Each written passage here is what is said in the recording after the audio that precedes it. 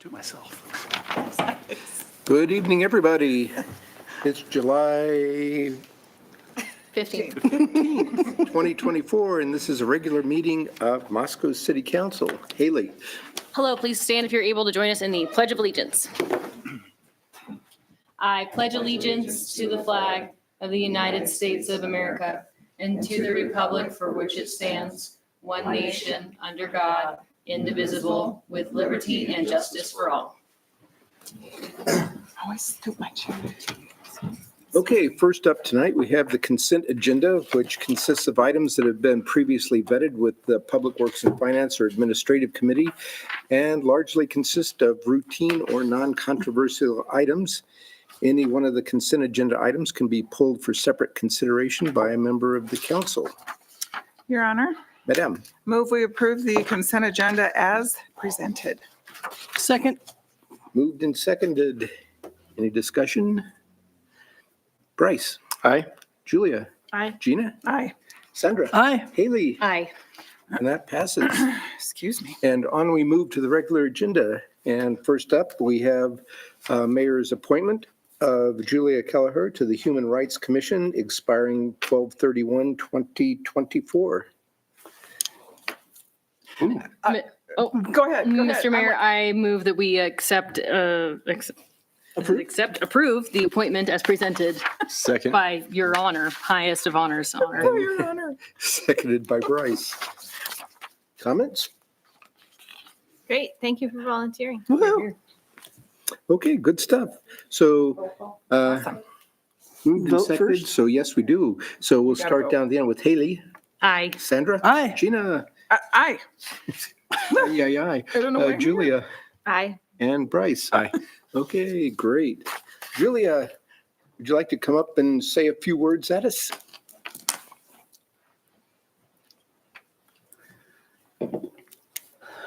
I'm not very knowledgeable in this city council process. Only thing I know about is like Parks and Recs. I feel like I should come up here and like start like saying weird There's a lot of stuff. similarities, I promise. Sounds like us. I am Julia Kelleher. I use she or they pronouns. Whatever works for me, and I'm excited to kind of take the place of Dr. Lisa Salisbury as she's taking some time away from her position at the University of Idaho. She asked me if I'd be willing to volunteer to sit on the Human Rights Commission, and I said, sure. That sounds great. A little bit about me. I've been the director of the LGBTQA office. This is last week was my 12th anniversary, so I've been at the university for 12 years. And I'm also a doctoral candidate in education, focusing on adult organizational learning and leadership. Good stuff. Awesome. And I was happy to put you in to replace your predecessor. Thank goodness you volunteered. I appreciate that. Yeah, I'm happy to help out any Great. way I can. Thank you. Julia is a really, really good source of Girl Scout cookies too. Yes. Yeah. I also, well, and not so much because I'm writing my dissertation right now, but previously to that, I was a troop co-leader for Girl Scout Daisy. Well, now they're brownies, half brownies, half daisies. 2216. Part of Girl Nice. Scouts. My Right daughter on. sells Girl Scout cookies. Also a solid softball player. We had a season. I don't know about that. Yes, and also you're just in time for the annual presentation from the Human Rights Commission tonight, so you can get all caught up, hit the Awesome. ground running. That'll be great. Into our meeting tomorrow. So, yeah. Anyway, thanks so much for Welcome. volunteering. Thank you. Thank you for having me. Appreciate it. Next up is public comment time for the next 15 minutes in 3-minute increments. We invite members of the public to come to the podium, state your name and city of residence, and tell us what's on your mind, as long as it's not on tonight's agenda, nor pending before Planning and Zoning Commission or the Board of Adjustment. Any takers tonight? Please just come up to the podium, name, city of residence, and tell us what you got. Hello, I'm also new to the city council process, so sorry, I don't have anything really big planned. But my name is Brittany Dodson. I'm a Moscow City resident. I just graduated from the University of Idaho Masters of Anthropology program this May. And for my research, I did a study on working parent stress and support in Moscow. So I just wanted to share some of my findings really quick. Awesome. So the biggest thing I found was struggles with childcare, as probably well known is all across the United States. But I had several families talk about even the fact that they've been on wait lists for almost a year before their child was born and still unable to get childcare once they were born. The biggest things I found were the discrepancies in income. So in my study, only 43% of the lowest income group was satisfied with their childcare versus 73% of the highest income group. So that's a pretty big difference in satisfaction. Some of that may be because 43% of the lowest income group had said that they worked a non-standard work schedule in some capacity, so nights, weekends, early mornings, and childcare typically doesn't cover that span of time. Also, most of the people in my sample did not have relatives easily on hand for extra childcare, so just trying to juggle that schedule was really difficult. I also had for after school and summer activities. So low income parents were much less likely than higher income parents to be able to afford summer activities for their children, which is a big thing that not a lot of people think of when they think of childcare, because even if you have a 6-year-old, you can't really leave them home during the summer when school's out. So it's not the same as a full year preschool program. If you do have younger elementary school age children, if you can't afford a good summer program, that can be really difficult for low income parents. Also, almost a quarter of the high income group listed counseling or therapy as something that helped with their stress, but nobody in the lower mid-income group even mentioned that on their list. So kind of possibly looking into why counseling and therapy is so out of scope for lower and mid-income parents to help with that kind of work-life balance. Also, 21% of the low-income group, or 1 in 5 people, mentioned that they would like to have more family-friendly activities in town. And again, we have a pretty rich supply of activities in Moscow, but most of them cost money. If you're a low-income family, you probably don't get to go to Flying Squirrel or any place like that. So my recommendations from my study were to do a needs assessment for childcare to see if it was just a lack of spots or a lack of quality or a lack of summer care options or kind of what the biggest need was in the area. And then to try to look into more programs for no or low cost family activities. Yeah. Thank you. Yeah. Thank you. Thank you for bringing our attention to those issues.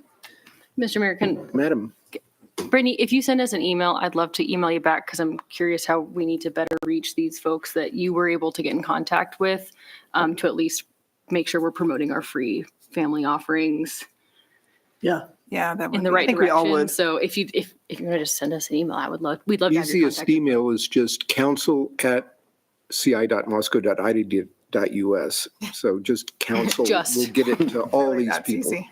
Yeah, thank you. Sure.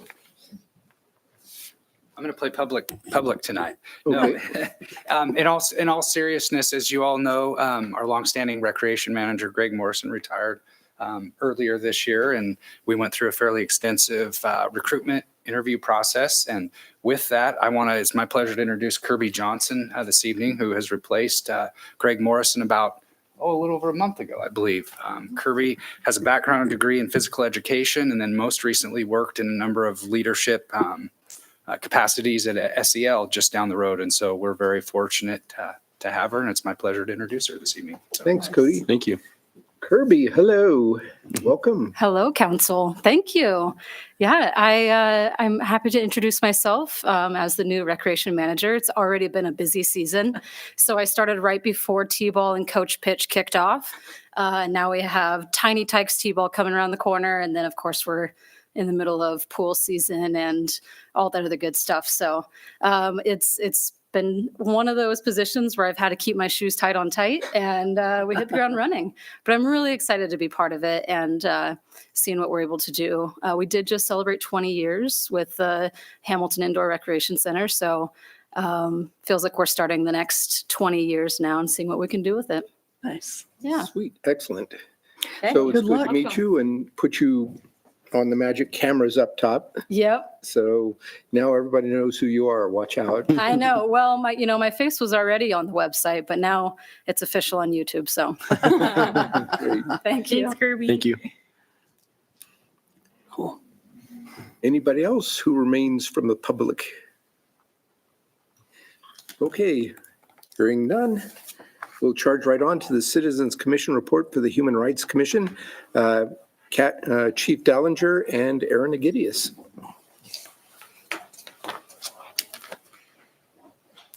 Hello, and since you're going to hear from Chief later, I figured I'd spare him and you'll just get me for now. But my name is Aaron Agidius. I'm the chair of the Human Rights Commission.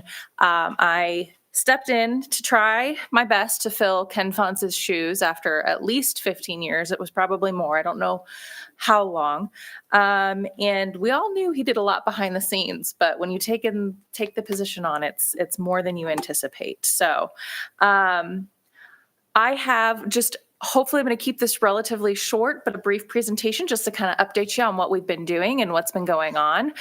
So first I wanted to kind of walk through a little bit of who we are. And sadly, I don't have Julia's name added because I didn't know which way we were going to go tonight. So just to be sure, I guess I could have added it in anticipation.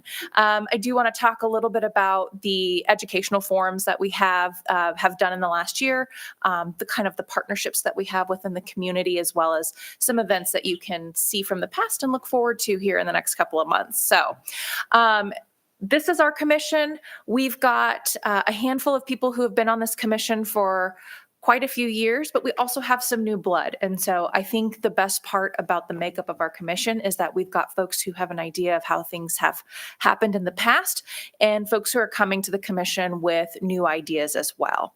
And so it is a wonderful kind of mix, and we are finding kind of great success in that mix. So some forums that we have done in the past, our big kind of event that we do every year is Inclusive Community Month.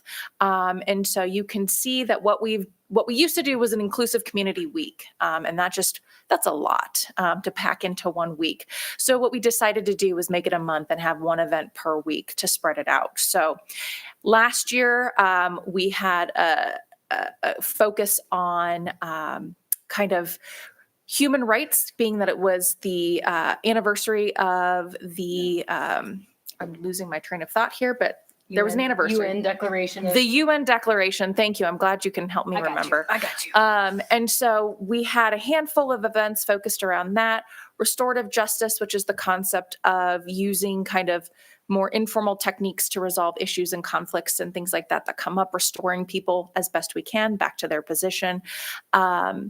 And we had a Human Rights 101 Social Justice Forum this past April that went over really quite well.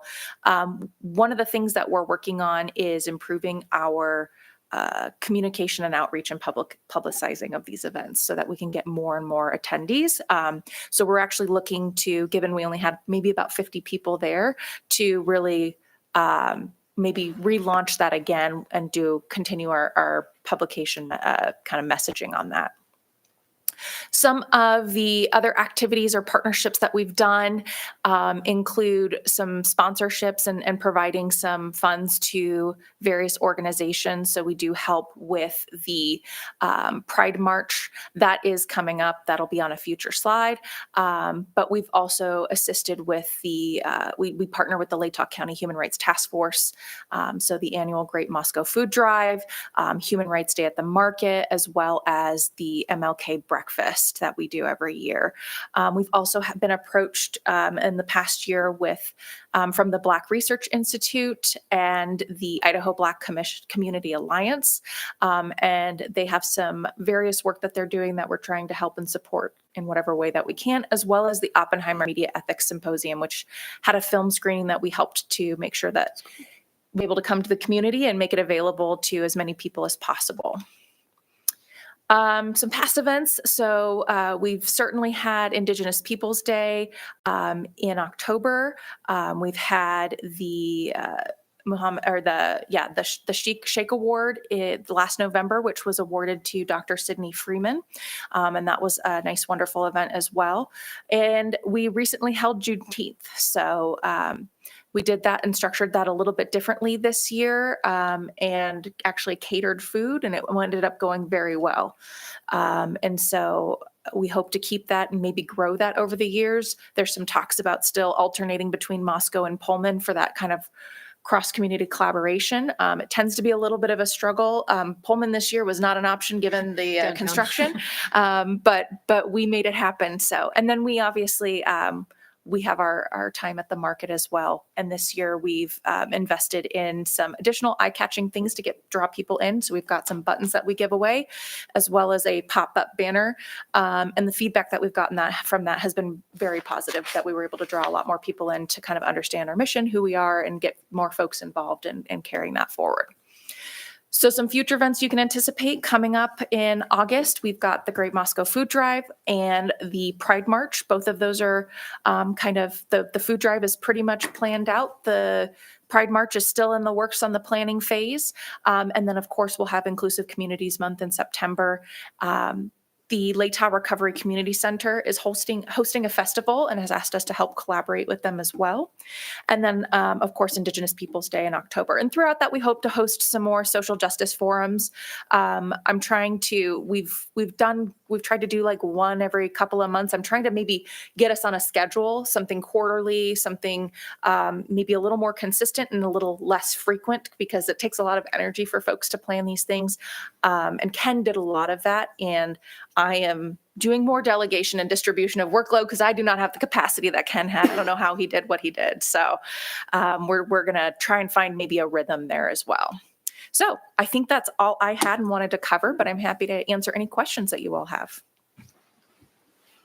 I don't have a question, but can I make a Of comment? course you may. No comments. This I love when you come in, because this is my old stomping grounds.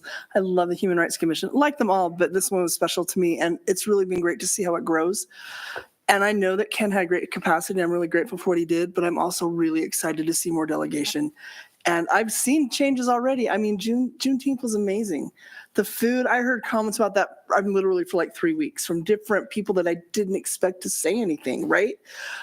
So that's great. And it's really nice to see you all out and about more, and to see the whole committee out and about more. So nice job. I really like how it's rolling, and makes me very happy. Good, thank you. I appreciate that. Yeah, Juneteenth came together nicely. It was a question mark for a little bit there, Yeah. but the teamwork makes the dream work, and so I'm so glad. And we've been meeting since then to figure out how to make next year a little more smoother, a little better, all of the things. Cool. So Good job organizing and delegating. I know that's not easy. it's the hardest part of any role, right? Yes. Yeah, it's been a pleasure to be the liaison thus far this past year, and I'm excited for the remainder of the year to see how you all continue to work and continue to implement really meaningful impact to the community. So I'm hopeful that with the buy-in from the committee, from the commission, to do more of that, we'll see it continue to flourish. And Absolutely. I very much appreciate your insights that you bring so that we can stay on track and keep ourselves in line. So excited to be there. Great. Okay, thanks, Aaron. Appreciate the well, brief. thank you. I'm going to excuse myself, but you all have a wonderful day. Thanks, Erin. Thanks. Okay, next up, Moscow City Code about the towing of motor vehicles ordinance. Chief Dallinger, and assisted if needs be by City Attorney Mia Batista. Thank you. Chief, go right Good ahead. evening. So I don't want to bore you too much with it, just to give you a little background. This is actually our third iteration of trying to get this document knocked out. And that's mainly been working with the FBI. They had some things that they wanted clarification on, so Mia did a great job of that. And again, just a little background is just the fact that we don't have the ability right now to ensure that the tow companies that want to be on our authorized tow list, there's no checks or balances there. And so this would give us that ability to make sure that everything's on the up and up, and we're more or less doing business with reputable companies, that everybody's there and they should be there for that. So mainly I'll open it up to questions if anybody has any on the document. I want to add something to the record that we talked about in committees. It is Sure. there's not a huge barrier to entry for being on this list, correct? Correct. And you have to be a upstanding business, but it's like $45. Correct. Yeah, that's Yeah. our standard fee. I think So- 42, I think it is right now.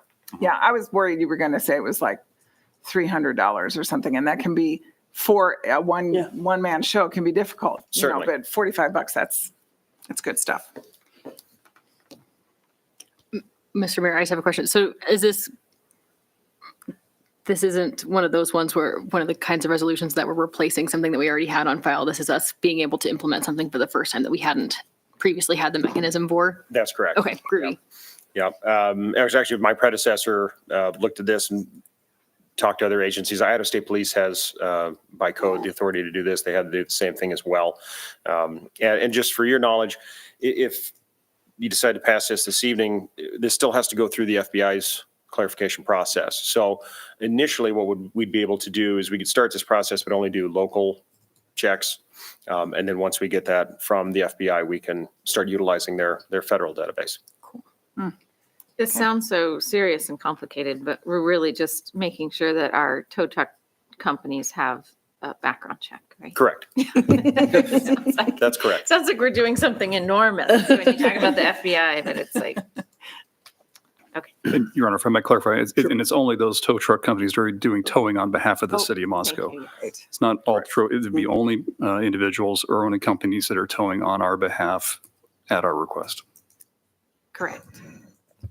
I move that we approve the proposed ordinance under suspension of the rules requiring 3 complete and separate readings, and that it be read by title and published by summary. Second? Okay. Good. Further discussion, counselors? I just have one question. So the aspect of the FBI engagement, that's just for certain purposes why we're meeting some of their criteria, is that correct? Correct. So we could have access to their database for fingerprint background checks. Yeah, background, okay. Correct. Yeah, and it just amplifies the ability to, yeah, okay. Do the right thing. Do the right thing. I like it. Correct. Okay, thank you. Okay. Bryce? Aye. Julia? Aye. Gina? Aye. Sandra? Aye. Drew? Aye. Haley? Aye. Okay, that one passes. So ordinance number 11. 11, It's up to 2024-11. We've been busy up to 11 and it's only July. An ordinance of the City of Moscow, Idaho, a municipal corporation of the state of Idaho, providing for the amendment of Moscow City Code Title 9 by the addition of Chapter 13, towing and storage of motor vehicles, establishing a system for Moscow Police Department to create an authorized tow list, and to determine the suitability of applicants for inclusion on the authorized tow list utilizing the same process outlined in Idaho Code 49-1807B, providing for towing regulations, providing for the enforcement of this chapter, providing that the provisions of this ordinance be deemed severable, approving the publication of a summary of the ordinance with the full text available at City Hall, and providing for this ordinance to be in full force and effect from the date of its passage, approval, and publication according to law. That was a little more convoluted than most. So, Not convoluted, very, very explicit. yes. So, okay. So with that, we're at the end of our agenda, and now we're on to reports. Okay. I don't remember the last time we did reports, but I don't think I spoke about the last PBAC meeting. So very quickly, they're getting into a new memorandum of understanding, and the change that we need to be aware of is that it is changing from a 20-year MOA to a 3-year MOA. Big, humongous jump, right? But it's going to allow more flexibility. It's going to allow more responsiveness to what's going on. So they're working on that right now. Let's see, bylaws, they're doing some changes that I think are related to the MOA. So we'll see all of that. There is a communications subcommittee meeting tomorrow that I will not be able to go to, but they are working on how to further market the idea that those 5 alternatives that we saw a while ago now they've narrowed it down to like 1.5 of the 5. And so that will be, and there will be a vote coming probably Thursday at the regular meeting for July on how they get that out there. Technical work, they're working on proposals for the aquifer recharge, but the research that was really interesting is they're using an edge of the aquifer and they're dealing with PFCs and some part of the beginning of what they call forever chemicals. They're kind of testing to see how long, and if the concentration goes down if there's some recharge. You can tell I am not a hydrology major of any sort. You had me fooled. Excuse me? You had me fooled. Oh, I had you fooled.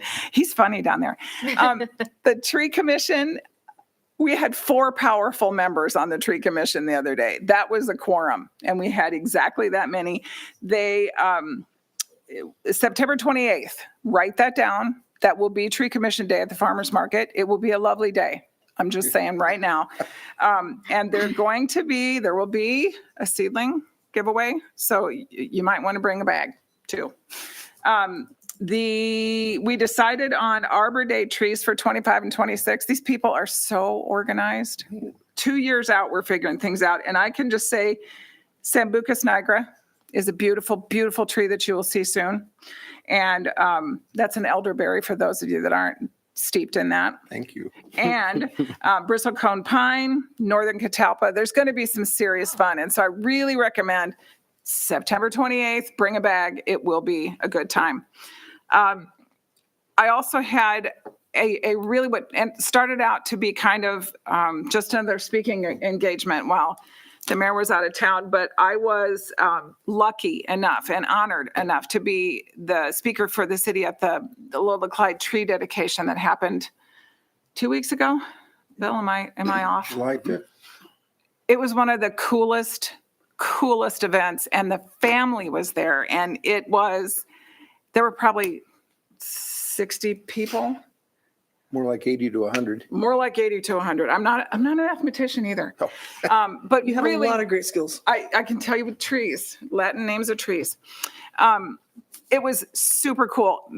Teresa Little, our Mrs. Governor, was actually First Lady, was there. And she is part of the Clyde family. And it was really cool and very moving. And we dedicated a scarlet hawthorn for the gentleman. So it was just awesome. So other than that, I've had no fun. It's just been kind of, So sorry. yeah. Sandra. Yeah, I couldn't remember the last time we talked about reports either, so I just sort of jumped in the middle. I may have missed something, apologize. I had volunteer fire on Wednesday. And I don't want to jinx anything. It may be the shortest meeting I've ever been to in my entire life. And I'm not complaining about that. I just know that means I'm getting ready to go for a 3-hour one soon.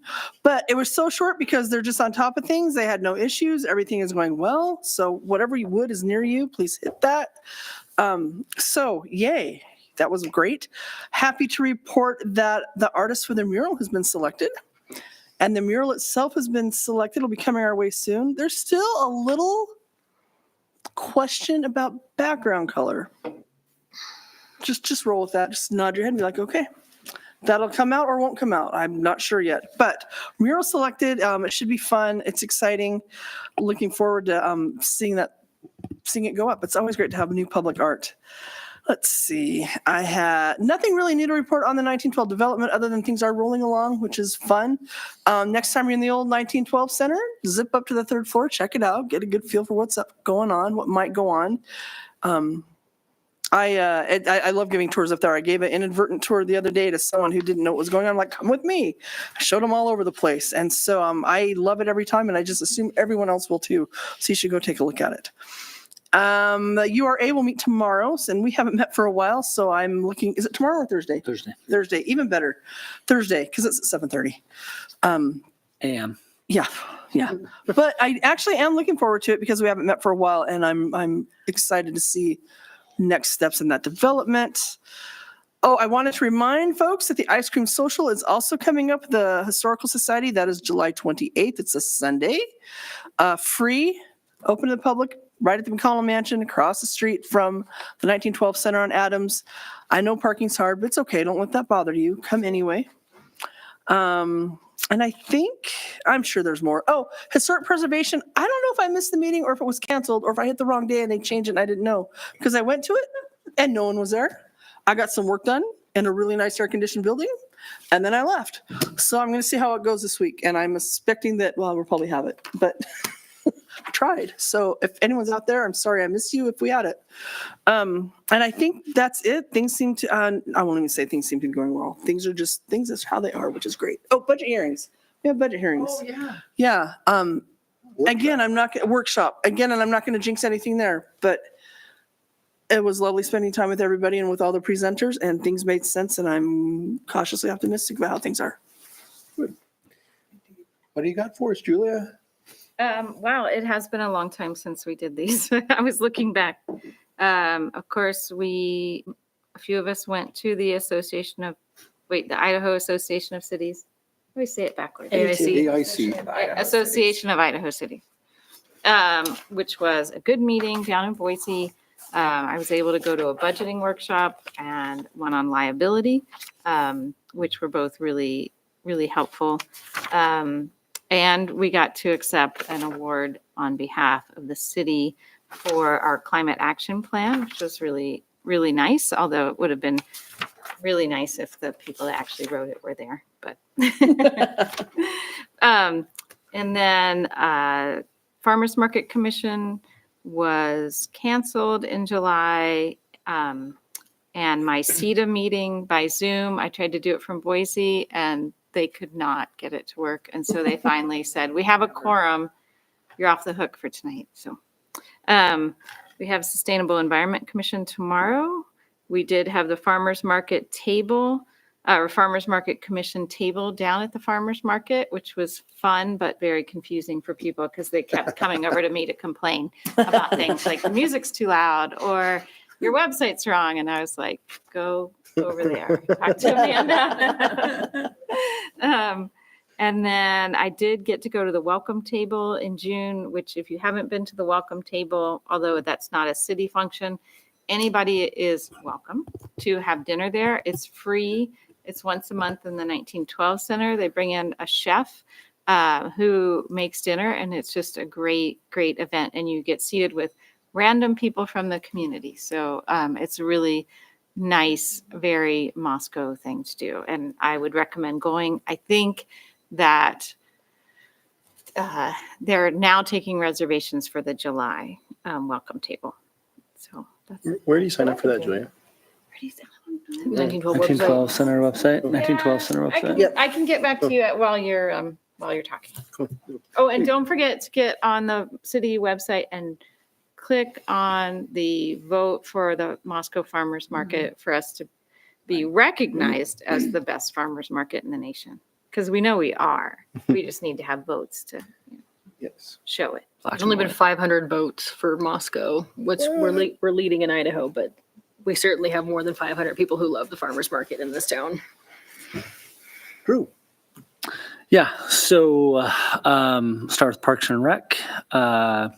We're able to do our annual tour of a couple parks that the commissioners have selected.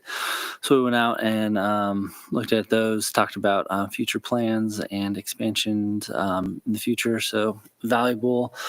Also, the budget workshop attended. Thankful for folks explaining things and to get and answering questions. And then I did miss the Pathways Commission. Forgive me, but they're trucking along just fine. And apologize for being late today, but I'm gonna keep it short and sweet. So this meeting is short and sweet. So thank you. Bryce. Yeah, thank you, Mr. Mayor. So we had planning and zoning last Wednesday where we approved a new ordinance as it related to buffer requirements. So we might be seeing that on a future agenda. I should probably talk for a really long time about the Human Rights Commission, because we haven't talked enough tonight. But we have a meeting tomorrow, and I'm excited for Julia to be on the commission and to join. So that'll be great. And then two just kind of non-official, necessarily city things. I did attend the Cork and Fork Beer Festival this past weekend. I saw my fellow councilor, Lewis, there as well. And it was just great to see the community beating the heat and kind of not letting that deter them from supporting kind of a fun event. And then I'm sure most of us, if not all of us, are very excited about Rendezvous this weekend, one of the best things about Moscow. So hope to see you all at East City Park. Okay, that Moscow welcome table is just moscowwelcometable.org. Well, that's tremendously easy. Got it. Clever. Got it. There you go. Thank you. Haley. Happy to be the caboose. I had a transportation commission meeting last week. We had a short update we walked through what we had already heard at the budget workshop, highlighting some of the stuff. Cody helped highlight the things that are in the capital improvement plan for the next couple of years. And the other highlight that I think this room may be excited to know is they are on track still to have, I didn't realize it was only Reisenhour Hill to town open, all 4 lanes divided by November. It sounds like the last stretch from Thorn Creek to Reisenhour may take a little bit longer, but things are on track, moving and shaking. Yeah, Forks, Kegs, Corks was lovely. We didn't go until 7 because it was so hot, and it ended at 8, and it was finally in the shade on 6th Street. But the 6th Street, I think Stefan's doing a really great job figuring out how to make that, take advantage of that being part of the entertainment footprint. So that was cool to see. Got Smart Transit this week. The new employee meet and greet is on Wednesday from 2 to 3 here in the chambers, which I'm excited to meet our new faces. And then I was just going to highlight my favorite thing there's 2 favorite things from the Association of Idaho Cities conference. I think Julia and I sat in the market-based approach to accessible homes and neighborhoods. And one of the really, really cool concepts that I'm hoping we can pair up both the maybe planning and zoning and the Fair and Affordable Housing Commission. There's 2 really great contacts that presented, but one talked about visitability, which is different than visibility, and kind of this rebranding that they've gone through to talk about what defines a house as visitable. And there's 3 key features. One is a 0-step entrance, which I am ashamed that I've never thought of what that means for bringing people into your home if they are not as mobile as others in your household. The second thing is doors with 32 inches of clear passage. And the third thing is 1 main floor bathroom you can get into in a wheelchair. And I think Julie and I were just like salivating over all of these ideas that these 2 really great representatives were talking about. So I'll share some notes in case Fair and Affordable Housing and or Planning and Zoning wants to invite them virtually. I think they're both based in Boise. And yeah, Rendezvous is this weekend. If you want to volunteer and earn some free tickets, there's still some volunteer spots. So let me know. It's only Friday, Saturday this year. So, Mr. Mayor, back to you. Thank you. I went on vacation and it was great. But I did hit the airport board meeting, and the airport is moving along, closing grants that pertain to finally the runway project. That thing is getting all its grants finally stitched up.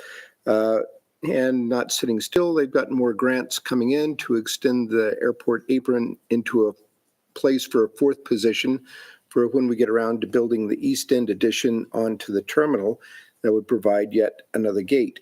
So things are moving along out at the airport. Also, the airport receives $600,000 to help fund a new strategic plan to replace the current strategic plan, because according to the FAA, unless you've got your projects, your buildings and everything exactly located on a plan, you're not going to get any funding to build them. So we got to put this plan together very carefully in a very orderly fashion so that we can continue to receive grants to facilitate further development out there at the airport, both for air service and for commercial activities. So we'll be working through all of that. So that was a big push coming through the airport. Other than that, thank you, Gina, for speechifying on my behalf. Much appreciated. Do we have anything from staff? Nothing from staff this evening. Okay. Given nothing from staff, we're at 7:38, Gina, and we're adjourned. Thank you. Do you know